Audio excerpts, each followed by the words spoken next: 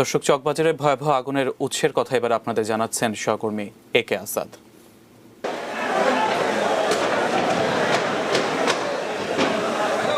বুধবার রাত 10:30 পুরান ঢাকার চকবাজারের চুড়িহাট্টা মোড়ে তখন জ্যাম।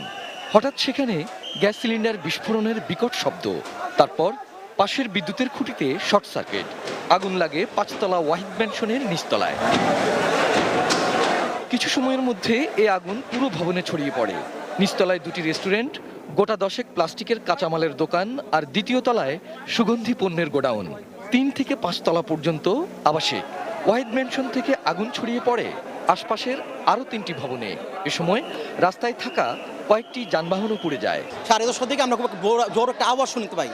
তো এখানে এসে দেখি বিরাট আগুন। গ্যাস সিলিন্ডারের প্রাইভেট কার বাস্ট হয়েছে, ওখান থেকে ইলেকট্রিক শর্ট সার্কিটে আগুন লেগেছে, ট্রান্সমিটারে আগুন লেগেছে, ট্রান্সমিটারে আগুন লেগে কয়েকটা বাড়ি ঘরের মধ্যে আগুন ছড়াইছে।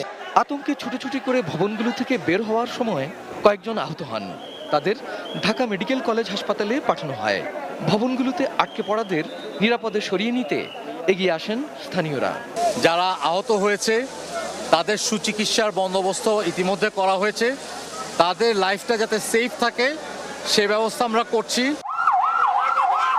আগুনের ব্যাপকতা এতটাই ভয়াবহ ছিল যে ঢাকা শহরের 13টি ফায়ার স্টেশন থেকে একে একে 37টি ইউনিট ঘটনাস্থলে ছুটে আসে। দমকলের পানি ফুরিয়ে গেলে আশপাশের এলাকাবাসীরা পানি সরবরাহ করেন। দমকল কর্মী আর স্থানীয় লোকদের নিরলস চেষ্টায় প্রায় 5 ঘন্টা পর আগুন কিছুটা কমে আসে। মেয়র মহোদয়ের নেতৃত্বে তদন্ত কমিটি হয়েছে, কয়েক সদস্য হচ্ছে কারা কারা থাকবে সেই ব্যাপারে পরবর্তীতে বলা হবে। বাট তদন্ত করা হচ্ছে, আমাদের তদন্ত হবে একটা। এরপর হৃদয় বিদারক আরেক দৃশ্য। ফায়ার সার্ভিসের কর্মীরা ক্ষতিগ্রস্ত ভবনগুলো থেকে বের করে আনতে থাকেন একের পর এক মৃতদেহ, আর সেগুলো পাঠানো হয় ঢাকা মেডিকেল কলেজ হাসপাতালে। একে আজাদ, এটিএন নিউজ, ঢাকা।